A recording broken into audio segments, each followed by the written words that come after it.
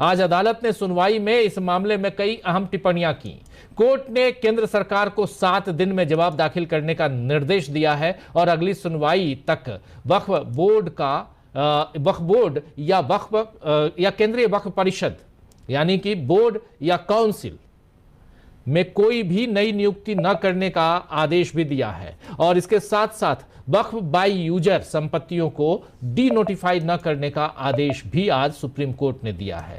यानी जो जैसा है वैसा ही रहेगा। वही सॉलिसिटर जनरल तुषार मेहता ने केंद्र की तरफ से यानी सेंट्रल गवर्नमेंट की तरफ से आश्वासन दिया कि अधिनियम की धारा 9 और 14 यानी सेक्शन 9 और 14 के तहत 9 और 14 के तहत केंद्रीय वक्फ परिषद या राज्य वक्फ बोर्डों में कोई नई नियुक्ति नहीं होगी। यह लिखित तौर पर दिया गया, बयान रिकॉर्ड किया गया ऑन रिकॉर्ड, ये केंद्र सरकार की तरफ से।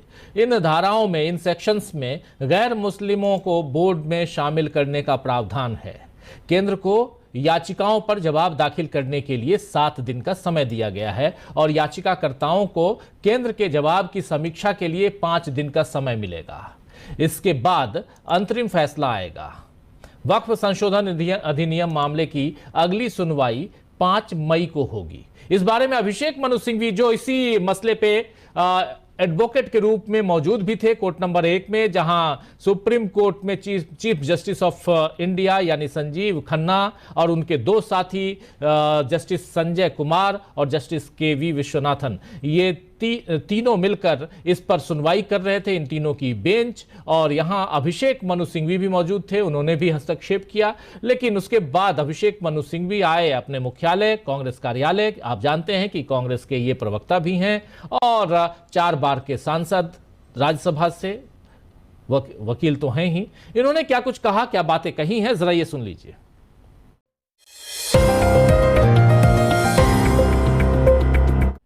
एक तीसरे मुद्दे पे आज और आंतरिक आदेश हुआ है जो अत्यंत महत्वपूर्ण मुद्दा है और जिसको लोग समझ नहीं पाते हैं आसानी से। मैं आपको सरल रूप से बता दूं, वक्फ बाय यूजर का मतलब क्या है। वक्फ बाय यूजर जो एक फ्रेज है, लगभग 150 साल से हमारे कानून में चल रहा है। ये मामला प्रिवी काउंसिल तक गया। 2 निर्णय अभी हाल में हुए 10 वर्ष के अंदर, एक अयोध्या, उससे पहले एक एम सिद्दीकी। उसमें पुराने 100 वर्ष के सब निर्णय कोटेड हैं। जिनको रुचि है वो उसको खोल के पढ़ लें। और इन सब में ये कहा गया है कि वक्फ बाय यूजर सिंपली यही है कि आदमी अपने उद्देश्य द्वारा, अपने कार्य द्वारा, अपने कर कमलों द्वारा, अपने बोलने द्वारा, अपने दर्शाने द्वारा एक वक्फ बना सकता है। यह आवश्यक नहीं है कि वो लिखित रूप से उसको प्रमाणित करे, एक रजिस्टर्ड डीड बनाए, एक डॉक्यूमेंट उपजाए। और ये हक मुसलमान का वक्फ के विषय में सैकड़ों साल पुराना है। अब इस संदर्भ में इसमें एक प्रावधान था हमेशा 100 साल से, 1913, 1923, 1995, 2013 में 3R एक प्रोविजन, 3R, जिसमें वक्फ बाय यूजर को देखा गया था, संज्ञान लिया गया था, उसको माना गया था, उसके अस्तित्व को, जो कि 100 साल पुराना केस लॉ में है। एक पेन की स्याही के एक टिक से वो पूरा 3R को डिलीट कर दिया। इसमें डिलीट का मतलब है कि वक्फ बाय यूजर का आज कानूनी कोई अस्तित्व नहीं, अगर आप कानून को पढ़ें जैसा है आज। तो उच्चतम न्यायालय ने, और उसका भी बहुत बहुत स्वागत करते हैं, कहा है कि अभी तक आंतरिक रूप में जो भी वक्फ हैं जो डिक्लेयर्ड हैं या रजिस्टर्ड हैं, इंक्लूडिंग एक अदर कैटेगरी यानी वक्फ बाय यूजर, वो सब में यथास्थिति यानी आज की स्थिति कानून के पहले रहेगी। इसका अंतिम निर्णय तो उच्चतम न्यायालय करेगी, लेकिन यथास्थिति कानून के लागू होने के पहले वैसी ही रहेगी। ये एक तीसरा आंतरिक आदेश है। और बिंदु हैं जिनको अभी तक निर्णित नहीं किया उच्चतम न्यायालय। तो सुन रहे थे आप, यहाँ पर कह रहे हैं अभिषेक मनु सिंघवी कि वहां क्या कुछ हुआ है, क्या आदेश हुआ है सुप्रीम कोर्ट में, उसी को यहां बताते हुए अपनी प्रेस कॉन्फ्रेंस में। वहीं इन्हीं के साथ राज्यसभा सांसद इमरान प्रताप गढ़ी भी मौजूद थे। इमरान प्रताप गढ़ी ने भी याचिकाएं दायर की थी। उन्होंने क्या कुछ कहा है, जरा वो भी सुन लीजिए। इमरान प्रताप गढ़ी बहुत महत्वपूर्ण बात यहां कहते हुए नजर आए हैं, उनकी बात भी हम जरा सुनाते हैं, सुनिए जरा।